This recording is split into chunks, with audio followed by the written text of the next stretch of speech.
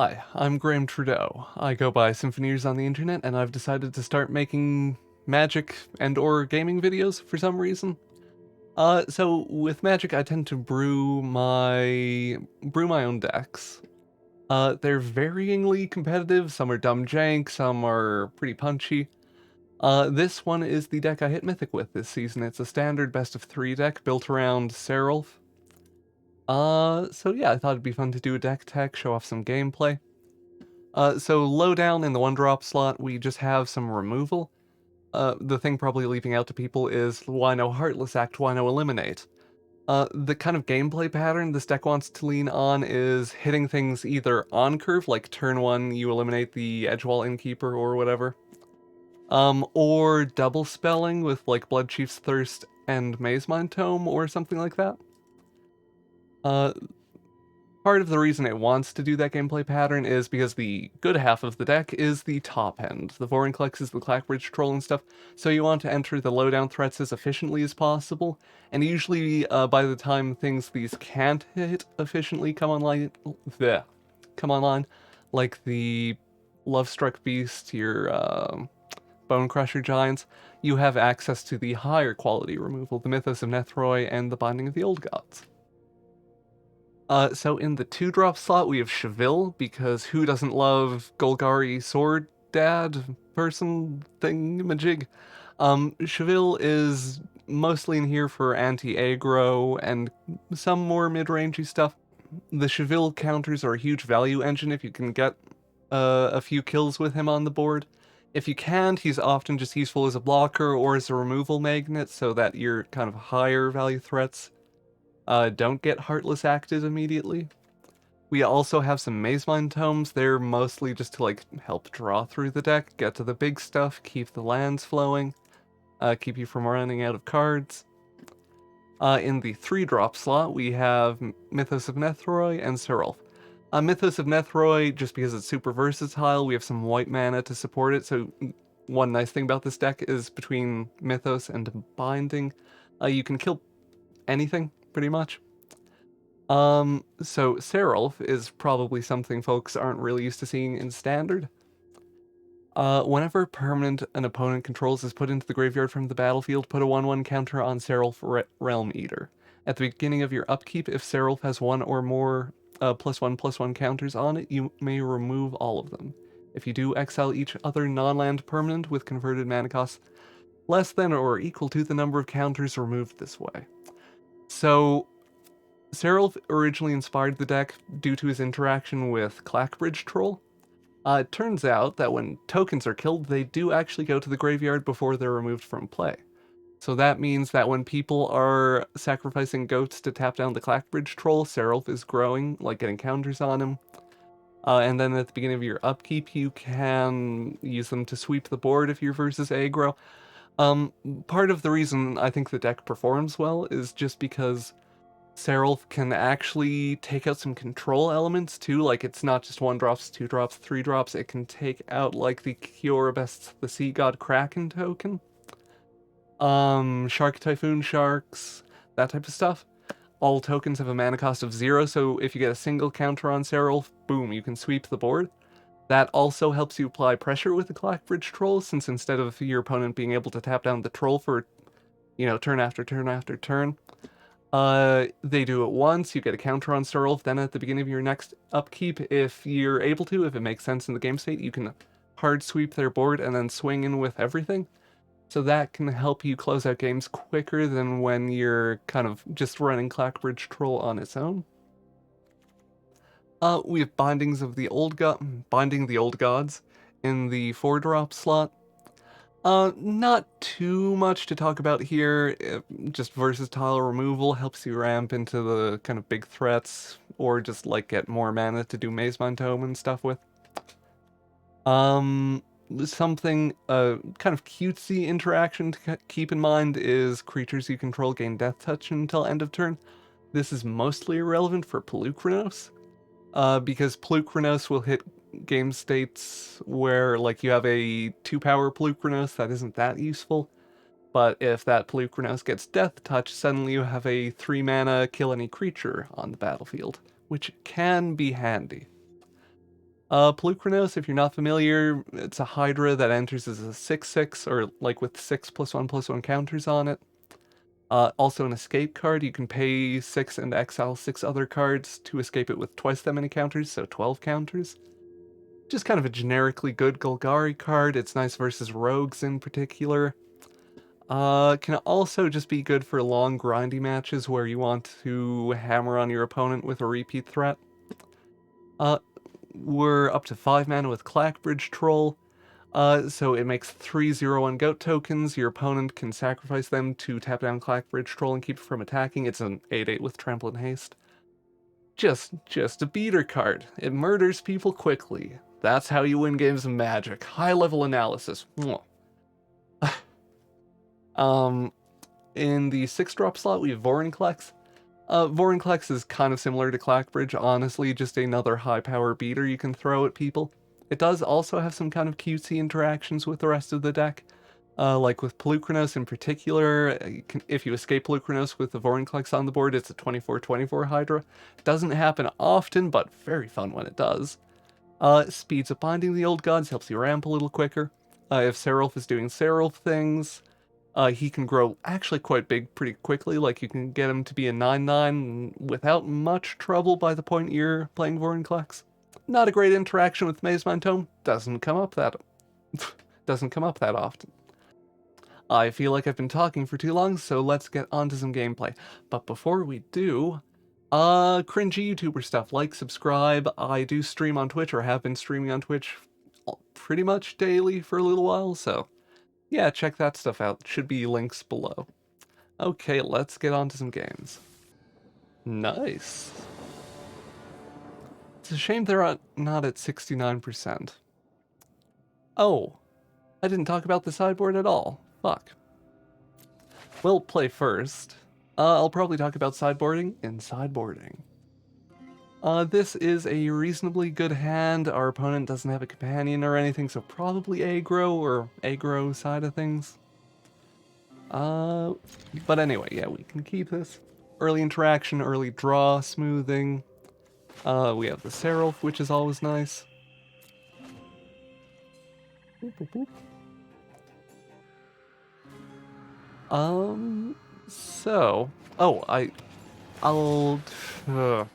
Cycling. So, to mention briefly, this deck got a lot worse once it actually hit Mythic, but if you're watching this, I assume you want to, hit Mythic. Specifically, it struggles against not Ruinous Ultimatum, the Sultai Ultimatum deck, and that's kind of the big culprit, really. Sultai Ultimatum and Naya, some Naya constructions it can be a little iffy against, just because they, vomited 20 power Goldspan Dragon out on the board too quickly. In general, though, it does pretty well on the ladder. It can feast on unoptimized decks really well. So to talk about this matchup specifically, we just play out Sarulf here. Cycling, we don't actually have a lot of sideboard cards or anything for two main reasons. One is Sarulf is actually quite nice versus the kind of board stuff they do. It can sweep them very effectively. The other reason, or one other tool, is Erebos' intervention. Like if we Erebos for -3, -4, -5, that makes their Zenith flares way less punchy. Our Clackbridge Troll engine also helps heal us. I think the thing we do here, sorry, to stop talking real quick, I think we scry away, no, I'll take another Clackbridge Troll. Scry away land. Erebos is for target creature, all our mana. Yeah, so like, we heal up, makes their Zenith Flare worse, makes our Sarulf bigger, we get to beat down more.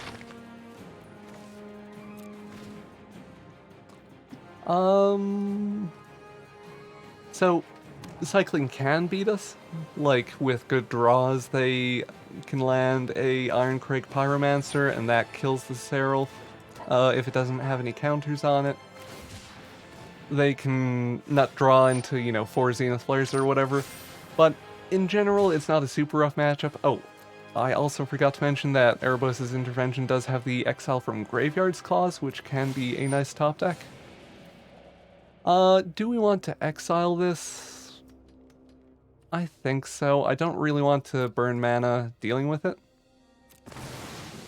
Something to keep in mind is that the Sarulf sweep is symmetrical. So if you have a Cheville down, a Maze Mind Tome down, it will actually remove them. It does hit colorless artifacts too, unlike Ugin.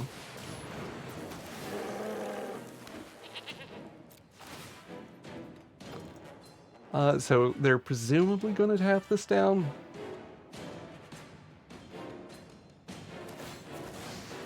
I think I'm going to turn down the arena music. It's a little much, if you'll forgive me a bit of on-air stuff.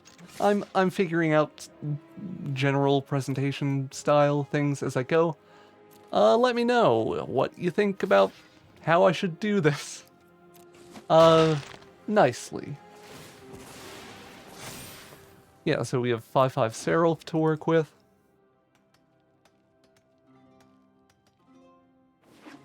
I think I'm pretty happy Vorinclexing next turn. I could play another Clackbridge Troll. But I don't really feel the need to. Let's auto-skip so we don't have to scribe return. I'm kind of sitting on the Maze Mind Tome too, because once I run out of my big beater cards, I want to make sure I keep removal or interaction in general flowing. This is a little greedy, but they've had a very weak start, so we can, yeah. We're all good. So, to talk about the sideboarding. Why are these cards so tiny?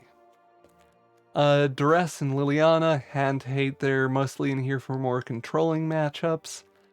Just kind of remove counter spells or sweepers, that type of thing. Crippling Fear is here mostly versus aggro. It does have a nice interaction with Sarulf, or like you can name Wolf for Crippling Fear. Sweeps their board, Sarulf gets nice and big. Very nice when it happens. Soul Shatter, 2 of, just for some instant speed, hit a difficult target, a Dream Trawler if you're running someone who's still insists Azorius is good. Elspeth's Nightmare, just kind of an alternate removal option versus Adventures. Specifically, the play pattern it's best in is something like hit the Edgewall Innkeeper, step 2, take away their Showdown of the Scalds. Can also be good versus rogues, hit a rogue, take out a counter spell, any kind of mixed composition deck. Skyclave Shade, nice versus control if you happen to hit a weird Doom Foretold matchup, good versus them. Decent versus rogues, it can be a little iffy sometimes if they are actually putting a lot of power on the board. But just kind of a general option to have in the sideboard. The sideboard's probably one of the weaker parts of the deck, being totally honest, so if you're looking to like hyper-optimize, you can pop things in and out of here. Some people, when I posted this list to Twitter, suggested like Necromentia and stuff. I don't think it really fixes the matchups you want Necromentia to fix. Like in Cycling, versus you would name Zenith Flare, they can still do board state stuff. Sultai Ultimatum, you're taking a turn off, they still have enormously powerful cards you have to deal with, it doesn't really fix that matchup. I've gotten busy YouTubing and forgotten if we actually need to do anything. I think we're kind of fine. I might regret that. We'll see. I'll stop roping the opponent and get on to the second match. Or second game. One land. Ooh. Opponent goes first, we could draw 2. We just can't keep this. Like, if they have a early Flourishing Fox and early Valiant Rescuer, we don't have, we can't apply pressure quickly enough. Not much better, but we have to keep it because Mulda 5 is weakness.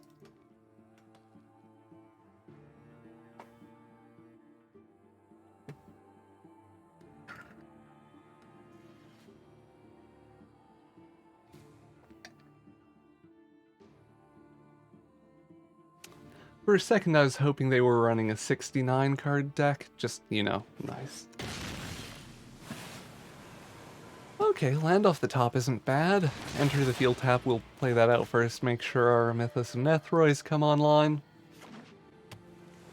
Also good odds we get up to at least binding the old gods, or...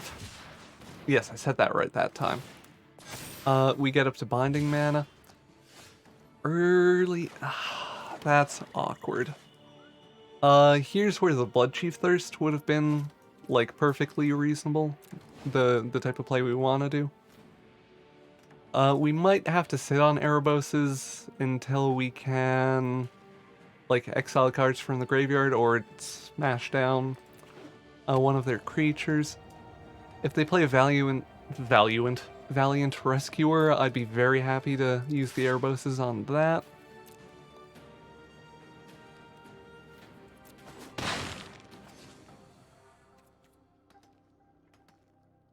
Opponent. Hey, Lamau! Magic is easy, just get your opponent to play what they will likely play. I should not steal merchantisms. Okay, we're in decent shape.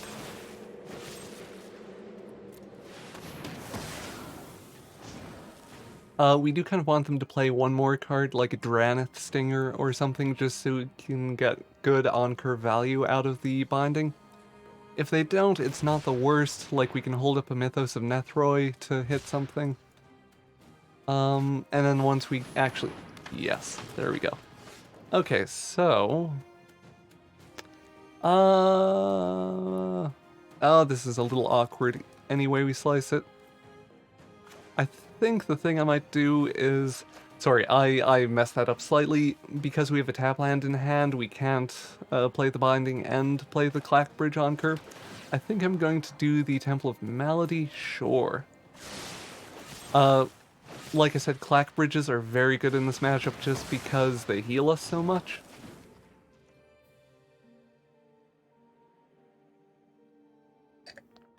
Anyway, we do that, because then we can play the Clackbridges on curve, and hold back the binding for if they play... They don't seem to be a version of the deck that plays... Unlikely Alliance? Unlikely Friendship? The little dwarf in the fairy lantern that spits out the fairies? Disdainful Stroke, okay. I always forget that they... Oh, so they are playing the more modern version of the deck. Get fucked, Ironcrake Pyromancer. I guess I swear now. I feel like I meant to not do that, but... Yeah, we're making it up as we go. We're learning to YouTube as it happens. Meh. I mean, you're never happy to get Zenith Blared, but... getting domed for 5 is... Nice thing about Lochthwain is that it does let us draw through for more cards. I don't think we can keep it top though, just because we are in the cycling matchup. We don't want them doming us for, you know, tons and tons of mana. We're also very happy to see them dome us instead of, you know, directing it at our good value generating cards. Looks like they're debating if they can leave it untapped. They decide no, we get land, which is not great. We're likely to get at least either another draw out of the Clackbridge Troll or a good swing in. I don't like that from them. Well, shit, dog. I just play out a land. Go in. We would love... Oh, we're flooding. 1, 2, 3, 4, 5, 6, 7, 8, 9, 10, 11. So we've hit almost half our land in the top 17 cards of our deck. That's a thing that can happen. It's one of the reasons Mazemind Tome is in here, just to help get value out of these situations. We'll slam a land. Hope we draw literally anything other than land. Yeah, boy. Playing it on the second main kind of sucks, but what are you gonna do?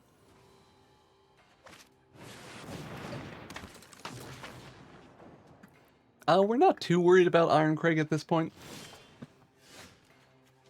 Oh, we're really not worried about Iron Craig at this point. Pelucranos can fight it and not lose any power or toughness. We can take out a goat token too to speed things up. I maybe should have sat on that fight in case they played like a Draneth, Stinger, another Iron Craig Pyromancer. I'm pretty happy to keep the pressure high though. I say that like it's not clearly incorrect to do that. You should do it on their end step. I just get excited sometimes. It's a big snake hydra, you know? Oh, they are playing Improbable Alliance. I think I said that earlier. Don't worry about it. We play out the creatures first here, or at least Sarulf first. Partly because they don't have any interaction that can hit us. And yeah. Is that lethal? No. Not quite. Math is hard.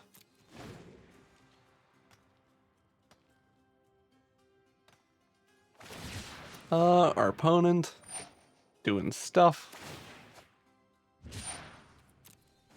We're going to be a little more diligent with our Pelucranos this time, set a stop on the end step, make sure we can fight that fairy.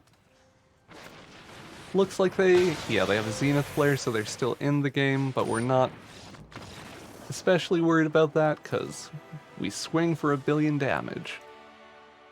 So, nice match against Cycling, kind of showing why you don't really need Necromentia. We worked through some Flood, we got there. The 2 trolls are a nice draw, like there are versions of that game where we get a bunch of Sarulfs or something. But in general, you don't need to worry too much about cycling. Dude man, 79. I wonder what year he was born in. Yorian Sky Nomad, we are almost certainly going to lose this. It is Sultai Ultimatum. We do not... That's nothing. That's sort of something. Like, it doesn't look especially good. I'm throwing away the binding there just because I want to apply pressure with the Clackbridge Troll if they happen to not have Heartless Axe and things. So part of the reason I consider Sultai Ultimatum such a bad matchup is that we have enough high mana spells for them to counter, or like to get value from countering, scrying through to more action. And they have enough removal to hit the ways we tend to develop our board early, like Cheville, Sarulf, those cards. We'll just play out the Triumph this turn 2, draw a card. We're not expecting them to field any threats we want to remove. We don't have a lot of bluff value.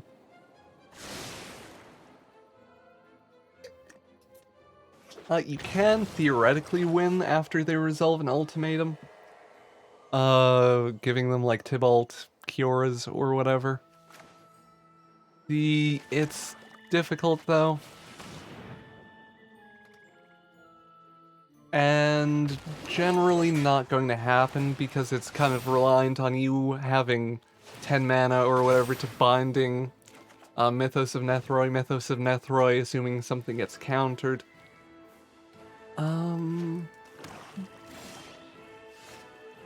Would have been nice to have a binding to hit their tome, but we've committed to this path. This way of life. One kind of nice thing about this deck in some situations is that the Clackbridge Troll does give your can give your control opponent tokens. Sure. That's another reason. Or just, yeah. We're stuck with Cheville getting in there for damage, which is not where you want to be.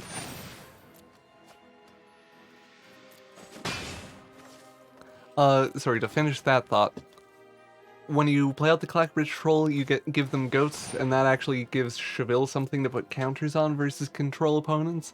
So Cheville is less dead in this deck than he can be in a lot of Well, basically any deck not running Clackbridge Troll.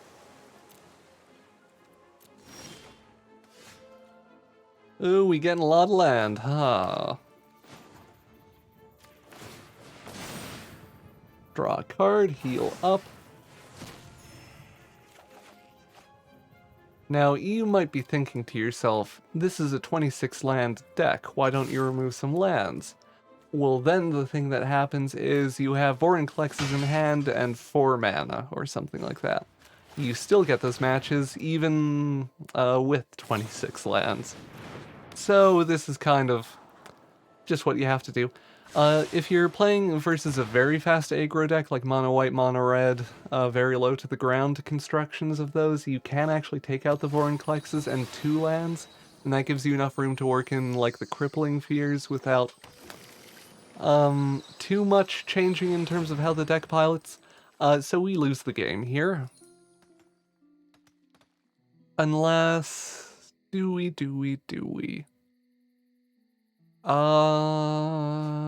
We have...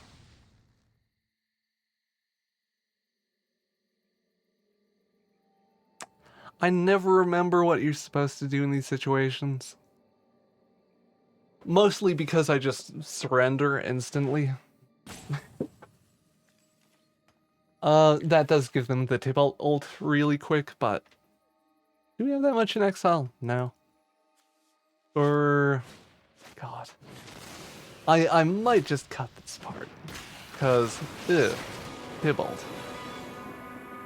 will bring Coldheim to its knees.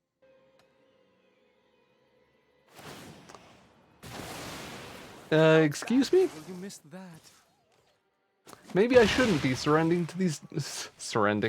surrendering to these decks as much if people play like that. Yeah, since they are tapped out, we can kill Tibalt. Don't try to follow me. Probably would have been correct to play out Vorinclex there and swing in, or no, he had 7 loyalty. So now the thing we can do here is Erebos on Vorinclex for a... Sure. I try to be good for YouTube, and this is what happens. A bunch of Duresses,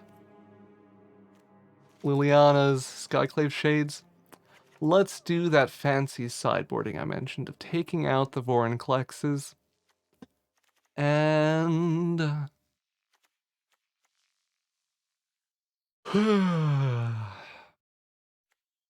I never sideboard in this deck view. I'm getting all fancy for YouTube. The famous life is changing me. Famous life? This celebrity lifestyle that I've grown accustomed to over these past 20 minutes? Is that how long I've been recording? Laugh at me in the comments. Oh, right, we can cut out Sarulfs, cut out Chevils, actually. I think I used to have more discard in the side. It's kind of hit and miss, like, you can get pretty freaky in terms of including Turgrid, including Skull Raid. I think is some of the best discard we have in Standard right now because it has the fallback condition. Like it draws you cards when they're empty-handed. Yeah, so we took out pretty much all our low creature stuff, brought in all our hand hate things. That tends to give us a better shot of winning. It's still not good.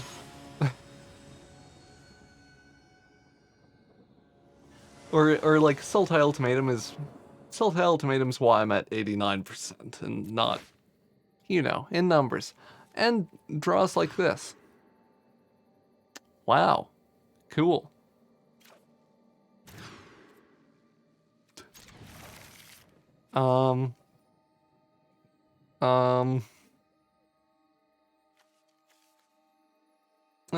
We could go for bottoming the Clackbridge Troll, keeping the Elspeth's Nightmares so we hit their hand early. I might do that just because I'm not expecting Clackbridge Troll to actually resolve in any way that generates us value. with this hand, at least we can play out the Branchloft pathway. Maze Mind Tome, get Elspeth's down.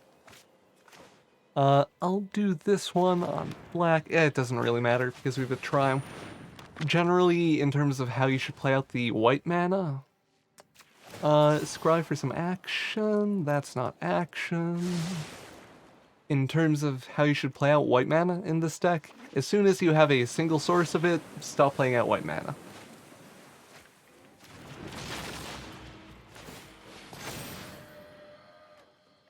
You only really need the one source to turn on Mythos of Nethroi, and you're very likely to either naturally draw into Triomes or have a Binding the Old Gods that can fetch you a Triome. So you don't really need to worry about it that much. Cool story, bro. They must take the, take the Maze Mind Tome.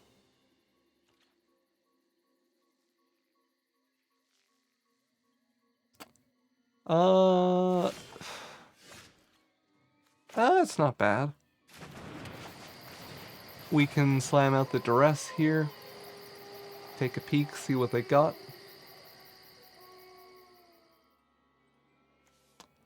Hit the Emergent Ultimatum. They have the Nightmare. We're not too worried about it. They have no counter spells, so we can just Elspeth's.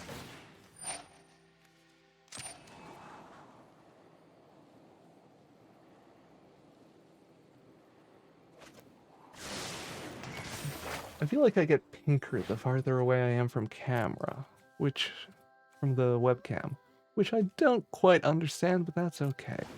I'm not gonna scry, I don't think, mostly because we're so low on cards. We need stuff. Like, we just need raw cards in hand. We also have the temple we can use to scry for things.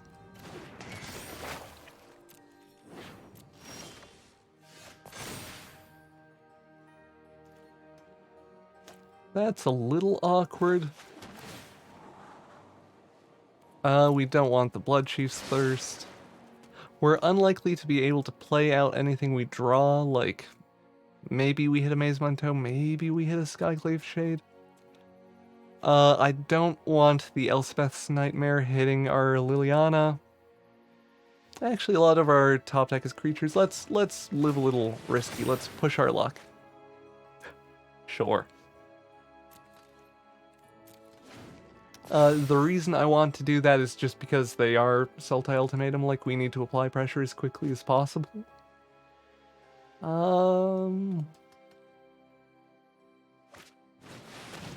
I might just cut this game in general. We'll see. Finding the Old Gods. I was going to check if I was about to regret my life choices and, like, from bottoming the Blood Chief's Thirst. I assume that's what I did. Yeah. That was probably incorrect. But, hey, never punished. So, you know.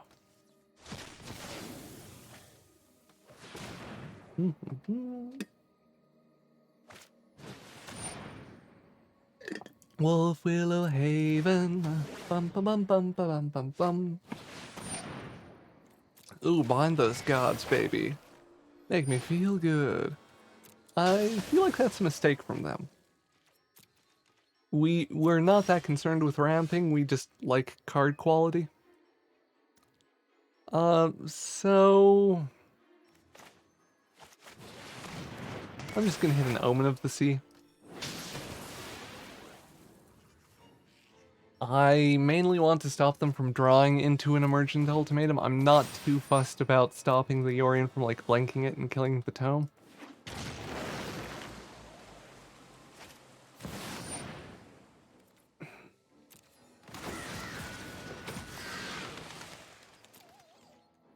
That's why this deck is miserable. Or, yeah. It's stuff like that that is why. The win rate is not especially good.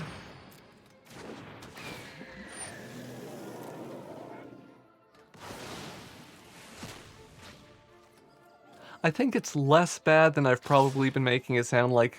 If I remember correctly when I actually checked, it's like 40% win rate or something. which is within normal ranges for a, like, bad meta matchup. It just, I hate the I win button of Emergent Ultimatum. Like, it just always is so unpleasant to play against. So the thing we do here is play out the Duress, take a peek at their hand. If they don't have a counter, we hit the counter if they have it. If they don't, lovely. Play out Liliana here. You wish you had Each player discards a card because, ooh, Gargaroth spooky. Sorry for your loss. We still sit on the tome. I assume they send everything at Lily this turn to kill her. Either that or they drew into an ultimatum because they always have 4 of them in the top 20 cards. I have been talking super quickly because I'm kind of nervous about YouTube things. I'll probably ease up as I get more comfortable making videos. I'm also just kind of trying to cover as much ground about like deck strategy as I can because I feel like that's why people watch these. I was born. I know that was one of my favorite things about watching Aaron Gertler play. At least when he was like, words are hard. When I would see Aaron Gertler play DreamHack, or like just after he won DreamHack with Teamer Adventures, he would talk through playing. He started streaming more, playing that deck on stream. Oh, we just hit Yorion here.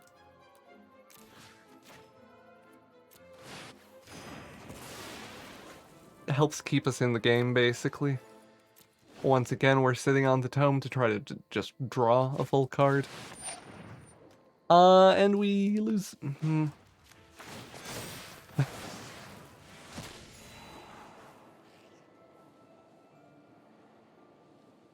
Don't give me hope. So the nut draw here, or like the thing that keeps us in the game, is Mythos of Nethroi, Sarulf, Mythos of Nethroi, Sarulf,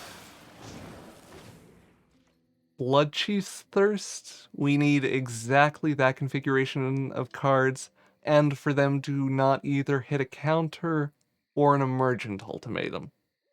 So the odds are close to 0 that we're still in the game, but they're not 0. This is kind of bad play, in a sense. Like something Paulo Vitor Damaderosa has hammers on in a few of his videos is jam games, like get through games as many as you can as fast as possible, which I think is generally the correct approach. Like, it helps expose you to the largest number of situations. It improves your decision making generally, or like it can help improve your mindset if you are a little prone to surrendering early. I've played this deck enough though that I know like that matchup is not good. So we've had one nice matchup versus a meta deck in cycling, or like versus cycling, and one bad matchup versus ultimatum. I might try to edit the video or something to show off just a random deck, or maybe aggro. So we kept this hand because they're probably on aggro, or something that plays creatures and stuff, so we can play out Cheville, play out Sarulf. We probably do want to be greedy here and try to get full value out of the intervention. Looks like we'll be able to do it too. Mono red not having a particularly fast start.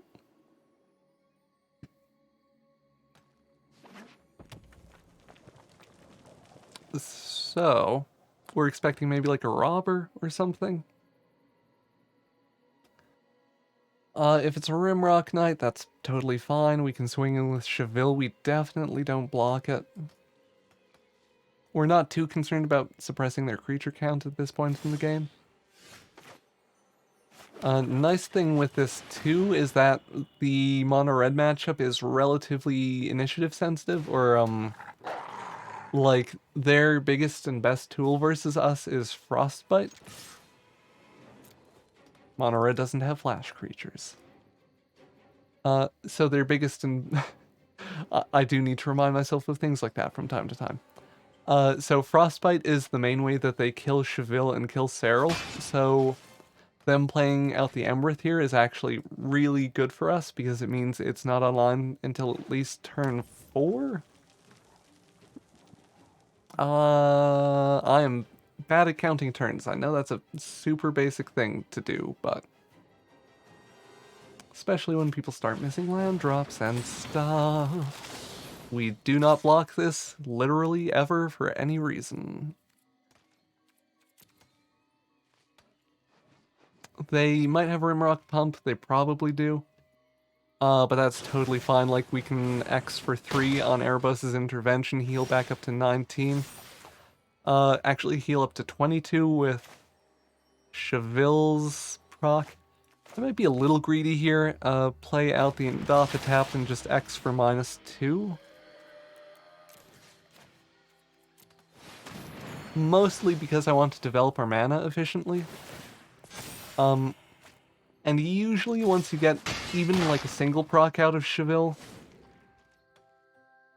that's kind of nails in the coffin for Mono Red. They can still claw back from this position, but it becomes very difficult for them to set up a productive or like a lethal Embercleave attack.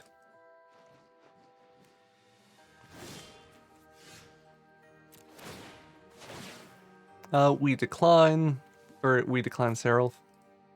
We definitely don't want to remove Cheville in this matchup if we can help it.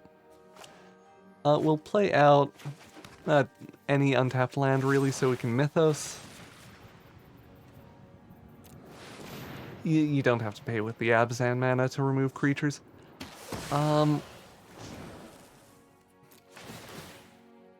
I just do, cause cool. More removal next turn for the next time we repeat that, basically. I feel like my analysis and stuff is slipping. It's getting a little late. I almost certainly cut the Rogues matchup because it was just depressing and tilting. But yeah, some of the matchups have been rough. Or maybe I'll leave in the Rogues matchup. I don't know. I'll make some decisions in the editing bay. I feel like 2 good matchups, 1 bad matchup is kind of a, like assuming the deck's half decent. I feel like that's kind of a good spread to show off how things play in best of 3. Sure.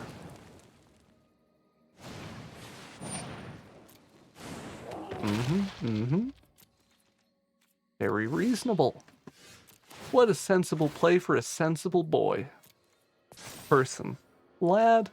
I like lad. I'm not British, but I like lad.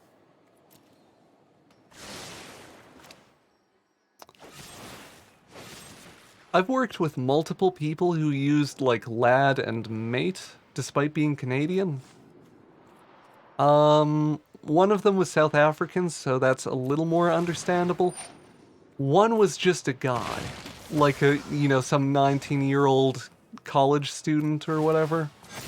That was very strange to me.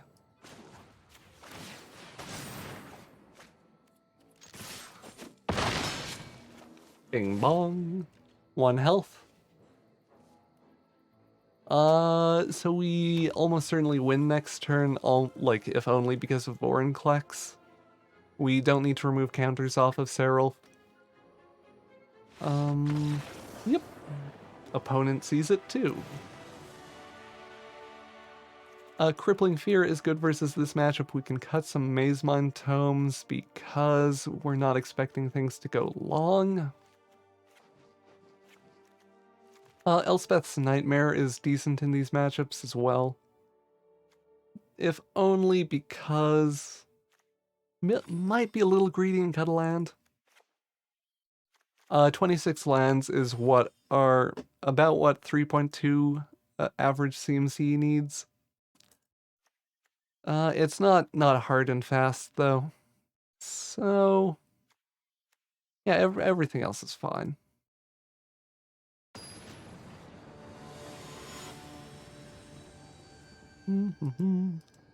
Bing bang bong. Bing bing bang bong. Bing. Bing. I am making noises, cause meh. This is sort of an interesting hand. I think we can keep it. It's not especially good, like it's less proactive than I would like. In particular, you want Cheville. Cheville or Sarulf are really nice early tools versus mono red. A handful of cheap removal though is like, sure. We can bully them until we do draw into a big threat. Something spicy. Gonna be very slightly greedy and hold for the Ereboses, just because using Ereboses on the Fireblade Charger means the on death proc deals 0 damage, so it's efficient.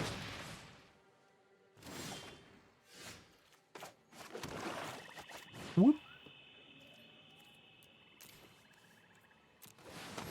Back up to 20 life.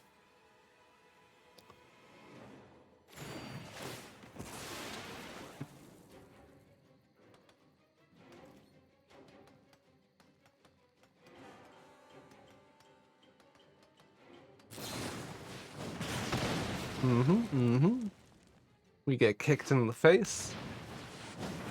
We just remove the Bone Crusher too. I would like to play out the Triumph, but it's been a little while since I've put in a lot of games with this deck because it does struggle with Sultai Ultimatum in particular, which is super popular right now. So yeah, I'm still a little derpy with regards to some of the sequencing and stuff. Or I've gotten a little rusty with just like, yep, we obviously use this or that removal in this situation.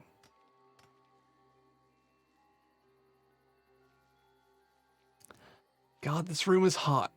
I've been vaguely shiny for a little while, but that's okay. I should also maybe not record in like a woolly, wintry, long sleeve thing, but that's fine. We're learning as we go. So yeah, it's unfortunate how land heavy we are here. We just kind of have to sit on our removal for, I assume they have another Bone Crusher Giant. Based on the fact that they're sort of, yeah, holding priority.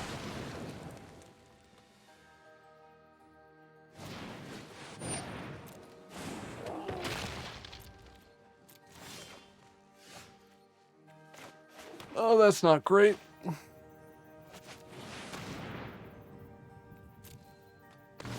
I'm doing Crippling Fear just because I don't want to take to the face, and they're at the point in the game where, like, they haven't played out cheap creatures, so it's unlikely that we will really need to get high value out of the Sweeper. And hey, we just draw another one anyway.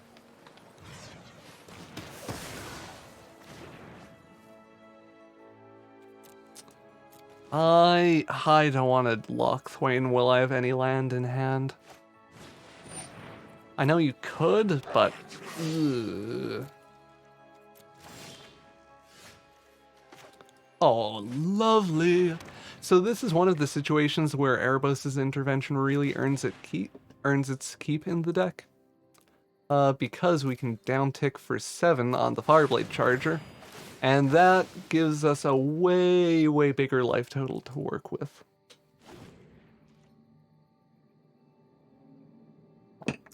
Now we can start hammering on the Castle Lochthwains.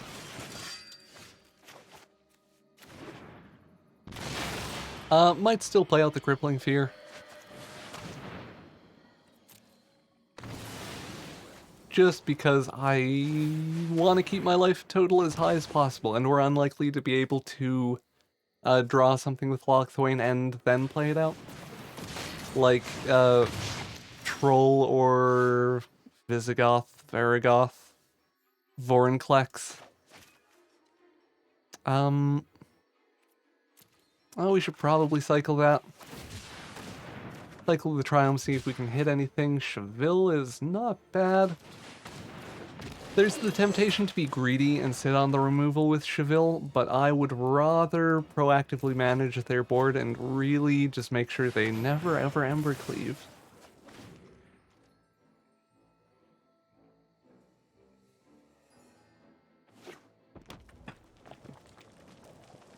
$20 versus 20, we are in a winning position here. Almost purely because our top decks are way better than theirs. Like that, for example. Torbrand going down. Ooh, things are getting spicy. It's frequently incorrect to attack with Cheville versus Mono Red, like I would never attack with him before turn 10 or whatever we're on. The big benefit here, or like the big fun thing, is we're just so far ahead at this point. Like, we can afford to be a little greedy. I could... Yeah, I'm gonna lock Thwain to get that into hand, because why not? Like I said, we're real far ahead. Bing bong.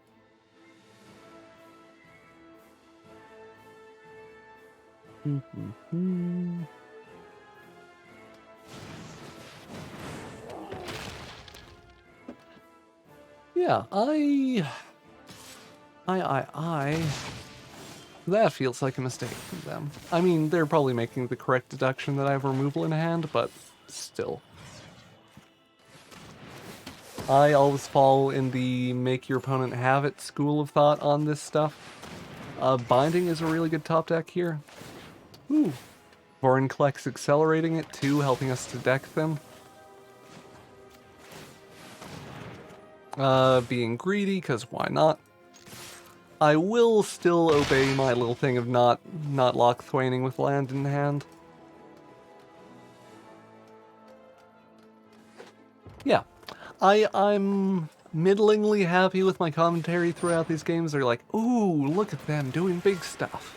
I didn't think they were a Goldspan Dragon deck, but it is relatively common in Mono Red right now. Still not a huge concern for us. Mono Red in particular doesn't have access to Sajiri Shelter or anything like that, which can be one of the main ways of decks that do run Goldspan Dragon messing with us.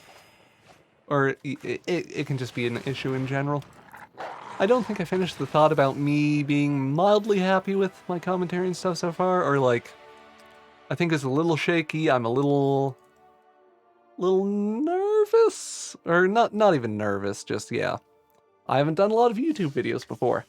So, but I hope y'all liked it. I don't know how regularly I'll be uploading videos. If you did like it, comment below. Tell me to make more stuff.